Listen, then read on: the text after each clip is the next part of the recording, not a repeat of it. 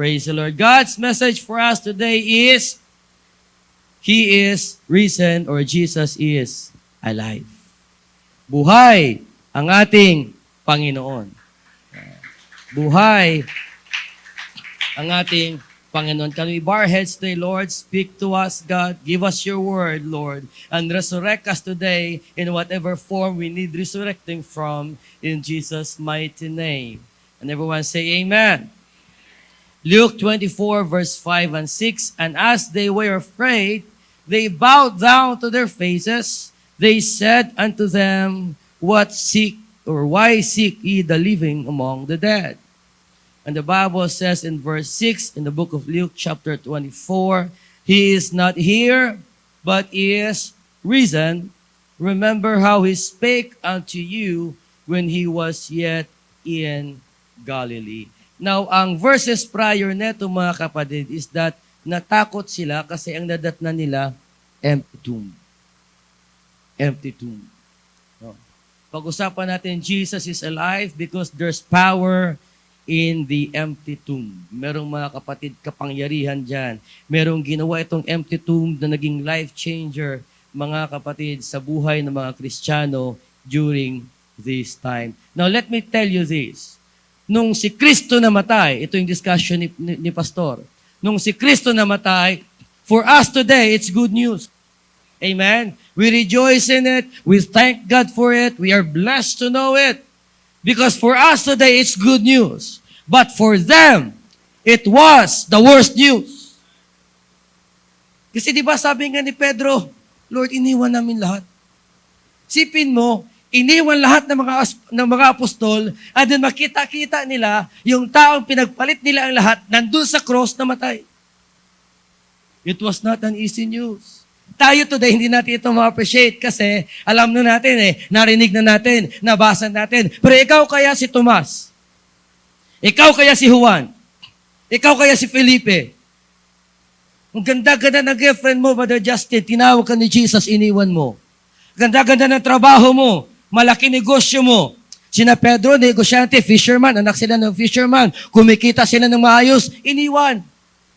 Kahit ngayong asawa ni Pedro tsaka anak ni Pedro, mga kapatid, bibihira sila magkita. They were always with Jesus. Iniwan nila, sabi ni Pedro, Lord, iniwan namin ang aming bahay, ang aming mga magulang, ang aming mga pamilya, ang aming lahat para sumama sa iyo. And then makita mo na yung dahilan para iwanan mo ang lahat, nandun sa cross, helpless. Helpless. Ilalo na nung nakita nilang namatay. Alam niyo nangyari after? Moments after Jesus' death. Okay? Bumalik sila sa kung ano sila dati. The next day, sabi nila, total, parang nambudol tayo dun Nung nakaraan lang pala, may kaibigan tayo, nabudol ng 90,000 sa online. Kaya kayo, huwag kayong magtiwala talaga sa online. Lumawag sa akin, Pastor, sabi ko, bakit? Naku, nabudol ako 90,000. Isipin mo, maedad ka na, kulang-kulang 40 ka na, kumikita ka naman ng malaki, nabudol ka pa ng 90,000. Kasi yung papain ba, sige, magbigay ka ng 10,000, tutubo ng 30% yan in 1 week or 2 months. Naku, huwag kayo talaga maniwala dyan. Nagbigay ng 5,000, tumubo ng 2,000. Natuwa. Umagdagdag ka pa, nagdagdag, tumubo ulit. Ay hanggang umabot sa 90,000. Kasi meron siyang for-claim na 45,000. Sabi sa kanya ganito, kailangan mo magdagdag ng 50,000 para maklaim mo yung 45,000 mo sa account. Nagbigay. 90,000 lahat na dali sa kanya, wala siyang may na-claim. No? Nabudol. So ito pakiramdam siguro na Pedro, parang nabudol tayo dun Parang pinigay natin lahat. Tapos sabi ni Jesus Christ, ganito, I am the resurrection and the life.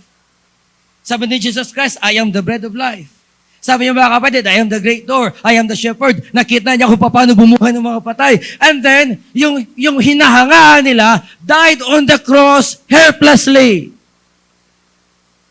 Isipin mo yon. Para sabi siguro parang budol talaga to Baka yung mga gumaling doon, kunya-kunyari lang yun. Di ba? Baka yung mga lumakad doon talaga nakakalakad yun, yung parang kagaya sa Facebook na napapanood natin. Baka ganun. So, one day after Jesus died, the next morning, where can you find the apostles? Nandun, nangingisda ulit. Saan mo matagpuan ng iba nandun? Malamang, Si Mateo, nangungulekta ulit. Malamang si Zacchaeus, Brother Colonel, baka bumalik ulit sa kanya pangungulekta. We don't know. But it seems like everything ended on the cross because they felt like that was the worst news ever. So para feeling ni Satanas, panalo. Panalo, para feeling niyo, oops, bumalik sa dati. Okay na. Ang natatanging nag-mourn at naging concern, yung mga kababaihan talaga. Salamat talaga sa mga kababaihan. Salamat talaga. You are really a blessing, mga kapatid. To the rest, wala. Ito pa nangyari. Nung yung ganito ka-worst ang kanilang depression na, ganito ka-worst ang kanilang emotional na pagbagsak, na nung nagpakita na si Jesus Christ sa mga babae, itong sabi ni Jesus Christ kay Mary, umalis ka, sabi mo sa kanila, nabuhay ako ha. Si Mary, mga kapatid, tuwang-tuwa, nabuhay si Jesus. Sabi ng mga apostol, tumahimik ka nga, nakita naming namatay yun. Kasi imagine niyo, minsan ikaw, binubugbog mo sarili mo, di ba? Sa guilt. Kasi pag nag-pray ka, tapos sabi mo, Lord, gagawin mo ba? Pero ginawa na niya siya before. Nag-pray ka na nag-supply siya before. May need ka ulit, magda-doubt ka ulit. So parang grabe ang bira mo sa sarili mo. Ang mga apostoles, mga kapatid, sinabihan na buhay si Jesus, nakita ko na aking mga mata, they did not believe. Ganon kalayo. In just few hours, ganon kalayo ang pagbagsak ng kanilang pananampalataya kay Jesus. Ito pa nangyari. May dalawang disciples na naglalakad, pinakitaan ng Panginoon, di na siya nakontento, kinausap niya. They did not recognize the Lord. Wow. Alam niyo mga kapatid, ma-realize natin na tayo dapat mga Kristiyano, diniscuss ni Pastor noong nakaraang araw, dapat may sound mind tayo. Because troubled mind will blind you. Pag troubled ang mind mo, kaya ang Holy Ghost ang binibigay sa atin niya, sound mind eh. Because pag troubled ang mind mo, hindi mo ma-appreciate si Jesus. Pag troubled ang mind mo, minsan He is already working, hindi mo mapansin. Pag troubled ang mind mo, minsan kasama mo na siya, hindi mo pa malaman. Why? Because you have a troubled mind. There was a worst news na narinig nila, namatay si Jesus and they were troubled and they came back from where they were. But I'm happy to tell you today, Jesus is alive! Kaya sabi sa kanya na hell, sabi niya, ba't niyo hinahanap ang buhay sa mga patay? Parang skula na lang sabi ng hell, you're looking for the wrong place. Or you're looking in the wrong place. Kung gusto mo makahanap ng patay, punta ka sa libingan. Pero kung gusto mo makahanap ng buhay, huwag ka dito. At yung mga babae nandun, mga kapatid, because they're expecting to see a dead Christ. They're expecting to see a decomposing body of Christ. That brings me to my second point before I proceed with this message today. Ano kaya ang expectation natin nung pumunta tayo sa church ngayon? Meron akong isang narinig, mga kapatid. Ito yung tanong niya. Magandang tanong eh. Sino dito ang bumiyahe papuntang church? Yung sumakay ng sasakyan. Ito, si Brother Mar. Ilang pulang kotse ang kasama mo, ang nakasabay mo? O ilang pulang kotse? Dalawa lang nakita mo, ano? Sa dami ng kotse, ha? No? Ilang gray na kotse ang nakasama mo? Mahalala, no? Bakit? Because hindi ka nakatutok dun. So, ang bagay na hindi mo binabantayan, hindi mo mapapansin. Ang bagay na hindi mo ini-expect, dadaan lang yan sa'yo. Now, when you come to church without any expectation na gagalaw ang Diyos at dadaan ang Diyos at may gagawin ang Diyos, kahit na may ginagawa na hindi mo mapapansin yun. But I tell you today, I come to this church believing that Jesus is alive. Jesus is alive. And I know He's going to do something today. I am serving a resurrected Savior. You understand today? I am serving a resurrected Savior. Napakahirap pala nito i-instill. Napakahirap pala nito, mga kapatid, itanim sa puso at isip na isang mananampalataya that even the apostles, isipin mo bago namatay si Jesus, sinabi na niya, destroy this temple in 3 days and I will raise it up. Hindi kaya i-comprehend ng mind ng mga apostles ang kanyang teaching that few days later namatay siya, nakalimutan nila kanyang pangaral. Nung may nagbalita na, still they did not believe it. Why? Napakahirap talagang paniwalaan na nabuhay si Jesus. Pero sabi ng hell, He is not here. He is risen. So allow me to convince you today, we serve a risen God. You understand? Buhay ang Jesus na pinaglilingkuran natin. Brother Jennifer, buhay siya. Buhay siya. Nakikita ka niya, naririnig ka niya, malalapitan ka niya, mayayakap ka niya, mapupuntahan ka niya. Buhay siya. Mahirap ito yakapin. Ang alam natin may langit lang. Ang alam natin may Word of God lang. Pero parang mahirap mga kapatid i-internalize na buhay sa Jesus. Ang hirap ko ituro sa mga bata eh. Minsan niloloko ko yung anak ko. Oh, Dad, samahan mo ko. Sabi ko, kasama mo naman si Jesus eh. Anong sagot sa akin? Hindi ko naman siya nararamdaman. Pero ito tama, Pastor, di ba? Hindi ko naman siya nakikita. Why? Kasi mahirap i-instill. But go home today believing that Jesus is alive. Ang worship natin, hindi ito emotion. Amen. Ang preaching natin, hindi ito slide of words lang. Hindi ito pagandahan ng linya lang. Hindi ito rhetorics. Ang pananampalatayang pinanghawakan natin, hindi ito mga kapatid dahil nabasa lang natin. We are here today. We are saved and we are changed because Jesus is alive. Buhay siya. Mahirap itong paniwalaan sa isang taong matino. Yung taong logical, yung taong nag-iisip, mahirap itong paniwalaan. Mahirap naman talaga. May ebidensya ka ba? Nangyari yan 2,000 years ago? Wala eh. What we have is the written word. But you know the other thing that we have? Experience. Experience. So I believe that He is alive. Because the Bible says so, and because I experience it in my life. I believe that He is alive kasi nasulat at naranasan ko sa buhay ko, there were moments that I can feel that really is Jesus. Jesus is alive. Jesus is alive. At alam niyo nangyari, nung na-comprehend ng mga apostoles na buhay si Jesus, mga kapatid, alam niyo nangyari nung nag-sink in na sa kanila. Hindi pa talaga sila makontento eh. Nung nakita nila si Jesus, hinawakan pa nila yung paa. They grab His feet just to make sure it's the risen Lord. Si Jesus, pinigilan na nga si Tomas eh. O sabi niya, wag muna, hindi pa ako na-resurrect, pero subukan mo nga, itusok dito. Sabi ni Tomas, no Lord. No.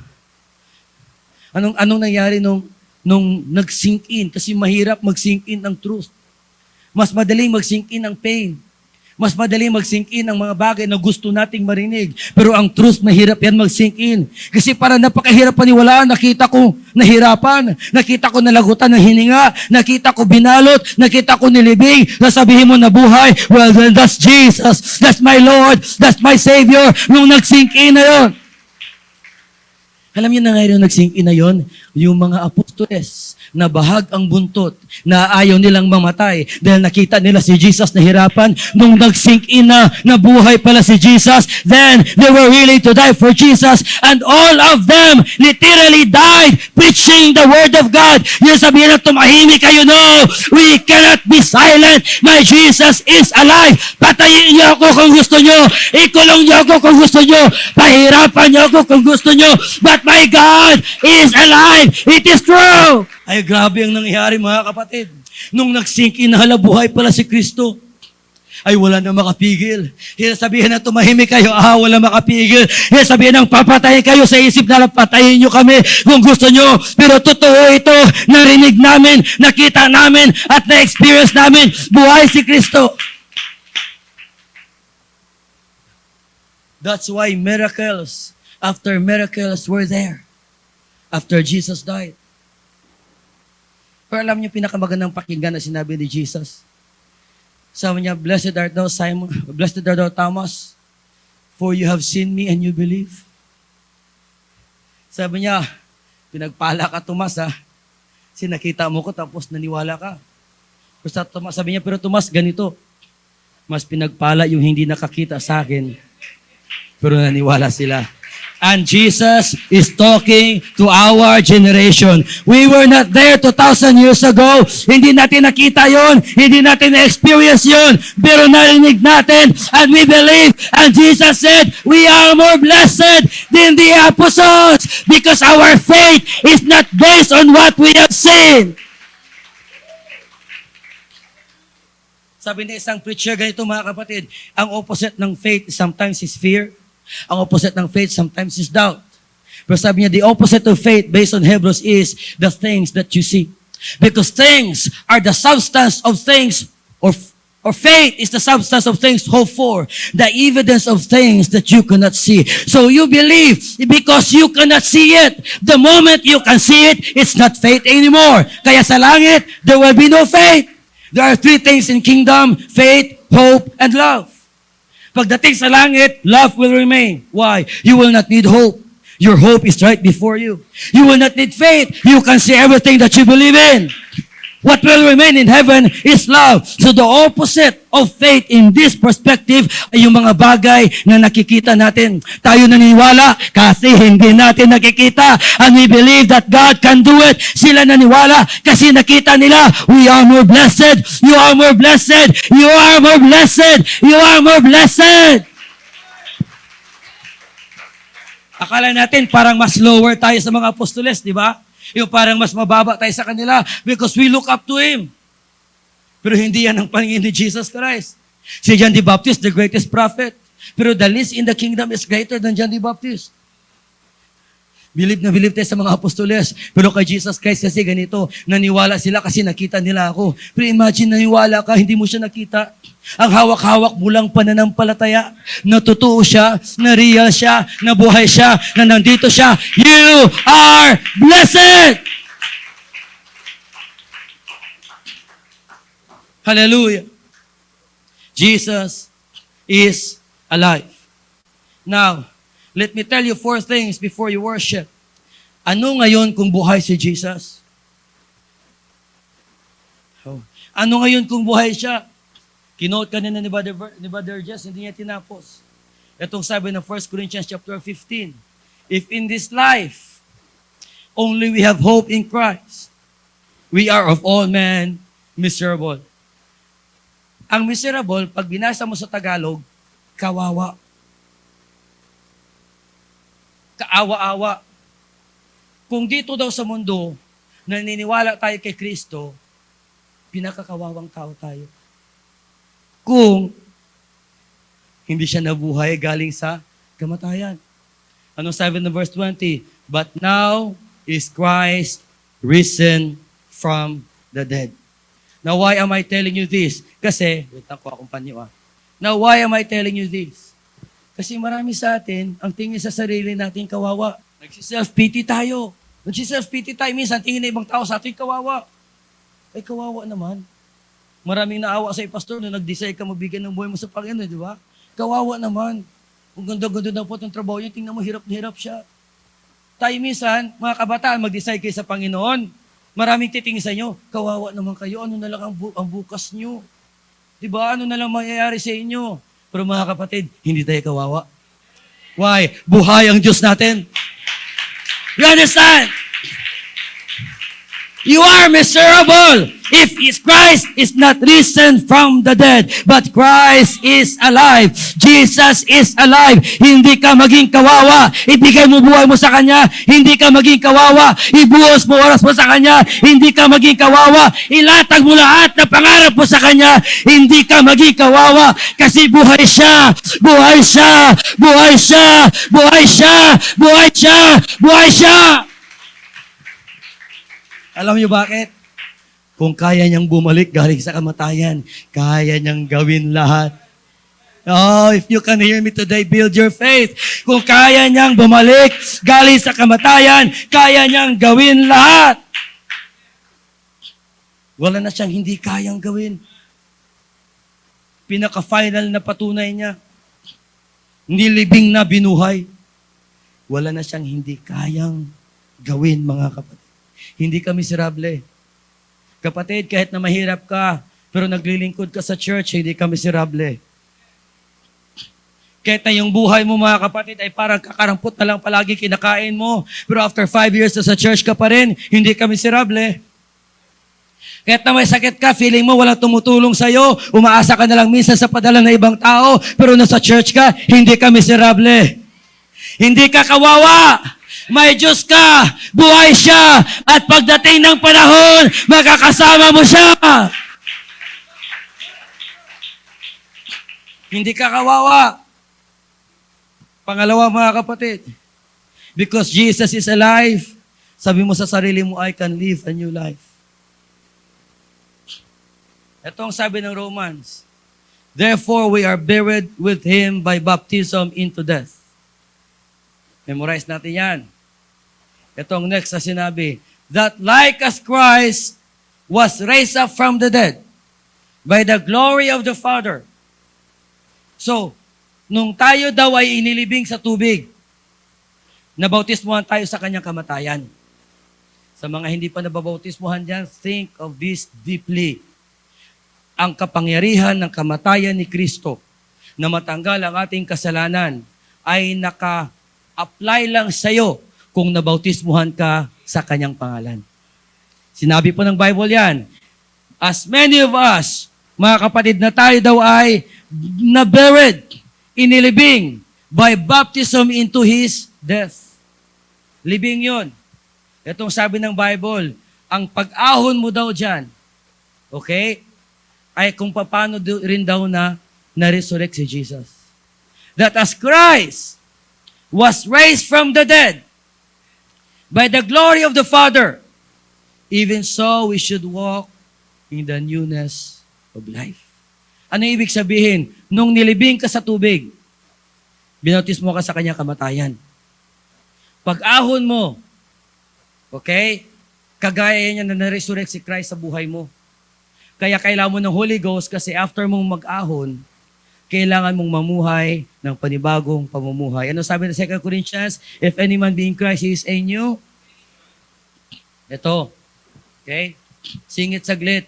Marami sa atin, yung parang pakiramdam ko, inilibing tayo, hindi tayo nakaahon sa tubig. Bakit? After nating mabautismuhan, ganun pa rin buhay natin, may mali doon. After mo ilubog sa tubig, pag-ahon mo, ganun ka pa rin, may mali doon.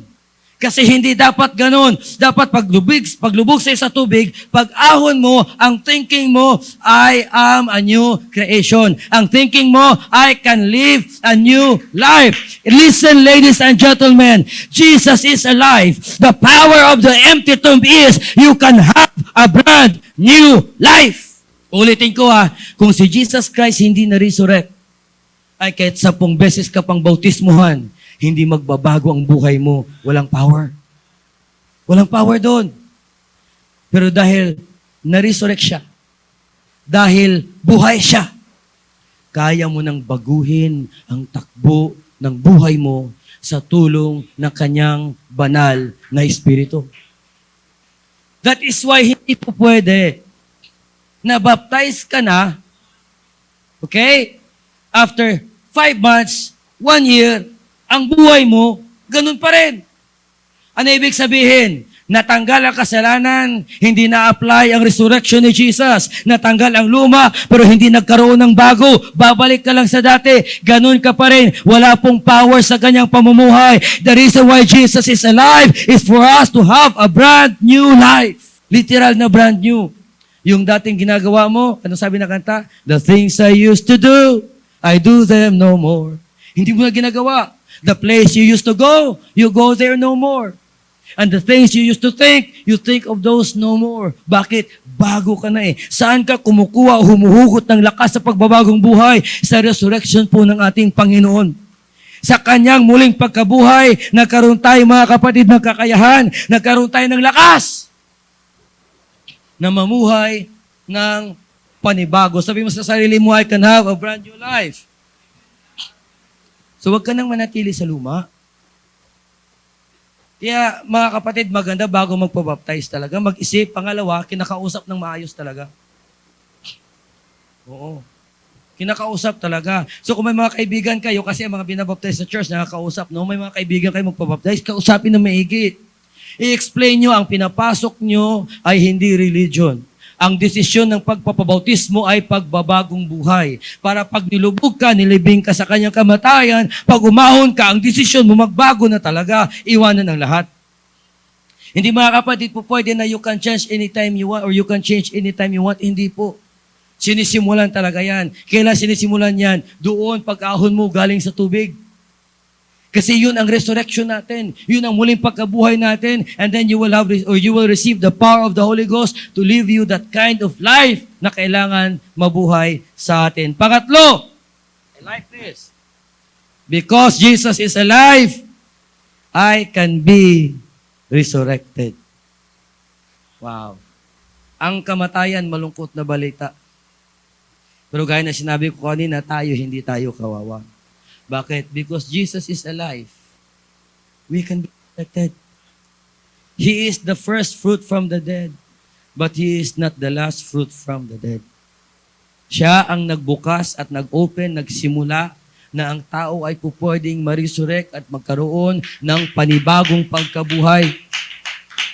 Now, ano ang ibig sabihin ng resurrection? Resurrection means to raise to life again. Yan ang ibig sabihin ng definition or ibig sabihin ng resurrection. Raised back to life. Rising from the dead. Alam nyo ang difference lang mga kapatid ng resurrection na hinihintay natin? Ang resurrection na hinihintay natin is hindi the same na katawan ang matatanggap mo. Natuwang ako nung sinabi kanina ng pastor na nag-adjust ang katawan natin based kung saan kang lugar. Sa isip-isip ko, mag-stay kaya ako ng isang taon sa Europe kung tatangos ilong ko. Try lang, ano? O baka kailangan siguro mga 100 years bago unti-unting umadjust. Kasi pag malamig daw talaga, kailangan matangos sa ilong mo. Panlaban yan sa lamig. Pag mainit mga kapatid, dumadapa yan. O tingnan nyo yung mga black, yung mga maitim talaga. Di ba kaya? Naisip ko lang, Pastor, mag-stay kaya tayo doon, ano? Puputi kaya tayo? 1 year, no? Tig 1 year tayo. Sige nga, no? Tingnan natin.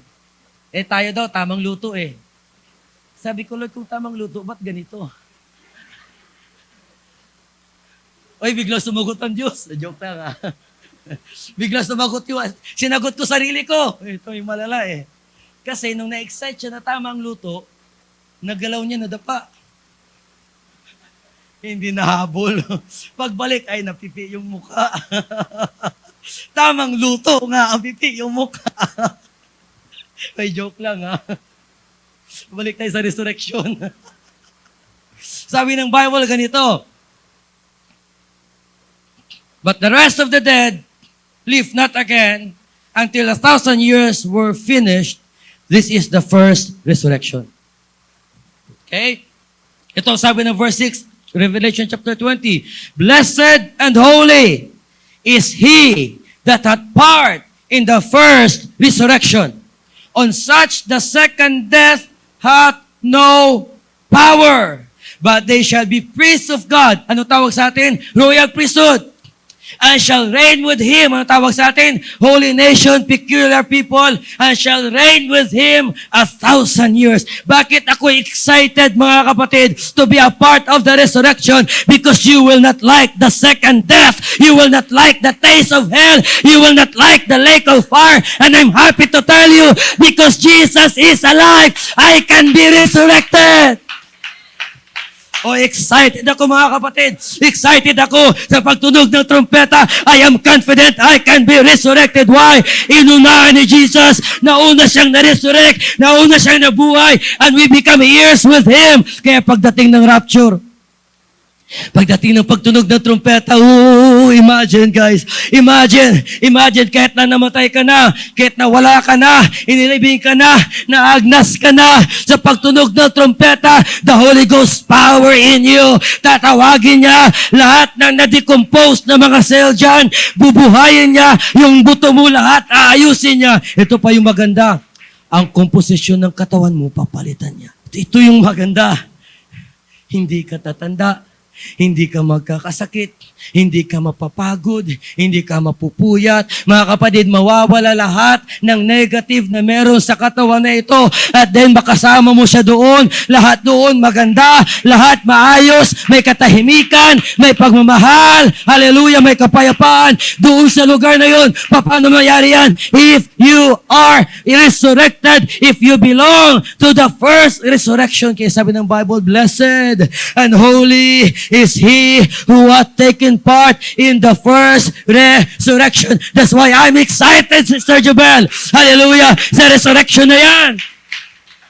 Pero paano naging posible yan? It's because Jesus was raised back to life. Ang kanyang being alive, ang kanyang reason, kanyang muling pagkabuhay, ay nagkaroon ng dahilan, nagkaroon ng power para maniwala tayo, na tayo muli rin mabubuhay, na tayo mariresurrected.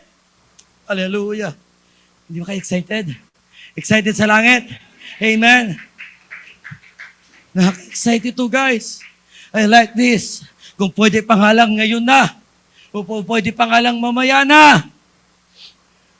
Amen. Hayaan mo, hanapin ka ng pinagkautangan mo sa labas. Nasaan si Rod? Ayun, na-resurrect na. O, di ba? Hayaan mo, hanapin ka. Takas utang pala, no? Mga kapatid, nakaka-excite ito. Imagine. Sabi ng Bible, the second death has no power over you. Sa mga maiiwan dyan, kasi alam ko meron. Okay? May experience nyo, ang tawag dito, power of second death. Kung akala nyo ang Holy Ghost may power, ang death may power. You have to understand that. At yung power ng second death is, ika-crush ka niya, pero hindi ka mamamatay. You will feel this deep pain. Hindi ka mamamatay. Mararamdaman mo yung sunog sa katawan, pero hindi ka mamamatay. Sisisihin mo ang sarili mo forever, pero hindi ka mababaliw. Kakainin ka na lahat ng depresyon at lahat ng mga negative emotion, pero yung utak mo intact. This is the power of second death. Malalayo ka sobra sa Diyos, na alam mo kung gaano kasama ang malayo sa Diyos, pero hindi mo kayang lumapit sa Diyos. This is the power of second death. Listen guys, ang first death kaya ni Jesus. Ang first death, ang fleshly death, ang human death, kaya ni Jesus. Kaya tawag dyan first death. Ito hindi niya kayang pakialaman, ang second death. Why? It will be the time that you will be too far away from Him. He will not be able to put you back to Him. Kaya pag hindi ka kasama sa first resurrection, ito yung hahawak sa iyo, yung power ng second death, that even the hand of God cannot reach to you. Ganito kalala ang second death. Kaya pinakita sa kwento ni Lazarus, mga kapatid, Lord, baka pwede utusan mo si Lazarus na kuhanin niya kanyang daliri, ilagay niya sa tubig, ilagay sa bibig ko. Ano sabi ni Abraham? Sorry, hindi yan pwede. Ganito ka-powerful ang second death, even God cannot come to you. Grabe kalala. May lugar ba na hindi pwedeng puntahan ng Diyos at hindi pwedeng galawin ng Diyos? Wala. Pero ang second death, He defined it in His Word. Hindi niya papakialaman. At pag nandun ka, there's no chance for you. There's no room for you. Mga kapatid, walang magandang pakiramdam doon sa second death. Ang meron ka doon, longing na sana nagbago ka, longing na sana sumunod ka, longing na sana nag-ayos ka. Ang meron ka doon, pagsisisi na sana nakinig ka. Alam mo, meron ka sa second death, galit sa sarili mo. Na kung nag-ayos ka, ang meron ka sa second death, pagsisisi. Anong meron ka sa second death, mga kapatid? Pain and sorrow and tears, gnashing of teeth. Yun ang meron ka sa second death. But the bad news is, you cannot reach God and God cannot reach to you. That's the power of second death. But thank God, He's alive today. Thank God, He's alive today. At habang wala pa tayo doon, may chance pa tayo maging kasama dito. We can still be a part of the first resurrection. Kaya sa mga minamahal naming bisita dyan, there are 8 of you. Hindi namin kayo pinipilit, but this is an invitation. Come join the rapture. Come and join the church. You see, we love you so much, we can cry for your soul. Kasi kung wala kaming pakialam, then we will not mind telling you these things. But we love you so much. We know what death can do. We know what hell can do. So I beg you today, make a decision for Jesus. Make a decision for Jesus. Heaven will be happier with you there. Heaven will be happier with you there. Huwag mo isiping masikip na yung langit. Kayang i-extend ng Diyos ng konti pa, makapasok ka lang. Kayang i-extend ng Diyos ng konti pa, maidagdag ka lang, mga kapatid. God is excited to have you with Him in heaven. Kaya minsan yung hiya na nararamdaman mo, na parang hiya na mag-decide, hiya na lumapit at magsabi, hiya na mag-worship, hiya na mag-reach out, hiya na tumawag sa Diyos, yung hiya na nararamdaman mo, baka pagdating ng panahon, kakainin mo yan on the second death, at sasabihin mo kung saan na pinilit ko lang sarili ko, kung saan na kinain ko lang yung hiya ko, kakainin mo yan doon. But the good thing about this resurrection, mga kapatid, is it hits two things. Ang meaning ng resurrection, dalawa. To be raised from the dead and to stand up again. Ang pinaka-single word ng resurrection pala sa English, recovery. Isa pala, pastor, sa kanyang pinaka-word na defined singularly, recover. Si Jesus Christ namatay, pero nakakover siya sa kamatayan. At tayo, mga kapatid, pagdating ng panahon, we will be raised back to life when the trumpet sound. We will be raised back to life. We will be a part of that first resurrection. Pero habang hinihintay pa pala natin ang resurrection na yan, ang kanyang resurrecting power keeps on working in us every time. Bakit? It gives us the power because Jesus is alive. It gives us the power to stand up again. Now, let me take an example here before we worship the Lord. Naalala niyo si Pedro? Tumakbo, natakot, nagtago, nagmura. Pero nung narinig na at nakita na si Jesus Christ na buhay, anong nangyari sa Acts chapter 2? And Peter standing up. Yung pananampalatayang binitawan niya, yung faith na iniwanan niya, yung Jesus na tinakpan, nagkanulo niya, nung narinig niya at nakita niya yung resurrection ng ating Panginoon, anong nagkaroon siya? Resurrection sa langit? No. Resurrection on that present time was able to stand back up again. Can I preach to you today? The resurrection of Jesus can help you stand back up from where you have fallen. I can testify that because I have fallen once in my life and I am standing here back today, not because of my decision, not because of my power, but because of the resurrecting power of the Lord. Anong sabi ng Micah, mga kapatid? Anong sabi ng Micah? Itong sabi ng Micah, rejoice not against me, O my enemies, because when I fall, not if, it's a when you will fall. You will not know when, but you will fall. And sabi niya, when I fall, I know I will fall. I hope I will not fall, but I know some way or another I will fall. But rejoice not against me, O my enemy. It's just like Jesus Christ saying to death, death, where is your sting? Death, where is your victory? Rejoice not against me, O my enemy, because when I fall, I have the resurrecting power of God. When I fall, I have the Holy Ghost. When I fall, Jesus is alive. When I fall, He is risen. When I fall, I will rise because Jesus has risen. His resurrecting power is not just about heaven, Sister Erica. You have fallen, I don't know. You may fall, yes, for sure. But remember, when you fall out of love, when you fall out of faith, when you fall out of connection, His resurrecting power can bring us up back, Brother Arnold. It can help us stand back up. May mga time, masarap na lang maglumpasay eh. May mga time na parang masarap na, Sister Elsa, parang ayaw mo nang pumunta. Ayaw mo na. It's because you lost something and you have fallen. But remind yourself, that wasn't able to stop Jesus. And so your fall cannot stop you from standing back again. Ang fall mo, hindi second death yan. Temporary fall yan. You can still be reached by God. You are still within the reach of the Lord. Now listen. Before you worship, Proverbs 24:16. I have read this verse and misinterpreted it many times. Sabi dito, the righteous man falleth 7 times. Ulitin ko, the righteous man, Brother Colonel. Hindi unrighteous. Brother Mar, the righteous.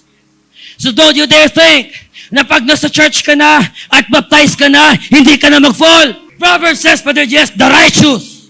Not the sinner. Not the unrighteous. The righteous. Ano ibig sabihin? Kahit gaano mo ka-righteous, magfo-fall ka. Ano sabi ng Bible? Hindi lang once.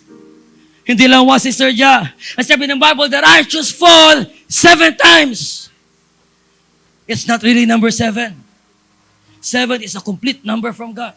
And we don't know how many times we will fall, Sister Nichelle. We don't know how many times you will fall. But because Jesus is alive.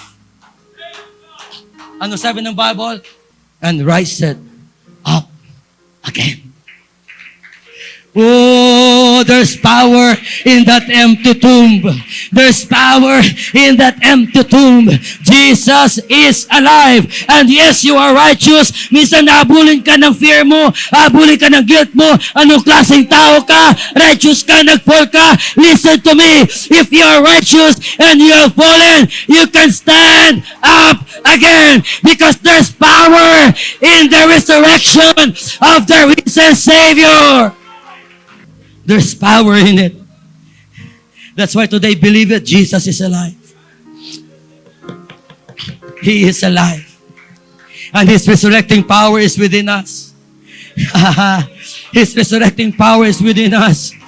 Stand up again. Rise up again. Believe again. Do it one more time. Start again. Start again. Start again. Start again. Start again. Start again. This is the resurrecting power of God. Even though you were dead, you can be alive again. Even though you fall, you can stand back up again. Oh God, thank you for this day. Thank you for the resurrection. God, I'm excited for heaven. But I am also excited today. I know today somebody will be resurrected. I know some calling will be resurrected. Oh God, I know some passions will be resurrected. I know some desires here will be resurrected. I know some warriors that has fallen along the way will be resurrected. God, I know some ministry will be resurrected today. I know some relationship will be resurrected today. I know some potentials will be resurrected today. God, I know some financial death and starvation will be resurrected today. God, I know that the power of the resurrection is not limited in heaven. It can be today. It can be today. You can be resurrected today. You can be renewed today. You can be revived today. You can be restored today. You can stand back up today. Because today is our day. Today is our day. Today is resurrection day. Come to the Lord. Come to the Lord. Believe the good report right now. Lord, resurrect every womb that is dead. God, every womb that is dead, resurrect it, God. Hallelujah. Hallelujah. Hallelujah. Come on. Sa mga mahal naming bisita, Jesus is alive. Try it. Kung hindi ka naniniwala, I challenge you, worship Him. Sa mga mahal naming bisita today, kung hindi ka naniniwala, ito, pagbigyan mo yung doubt, ipikit mo mata mo, kausapin mo siya, and He will be there because Jesus is alive.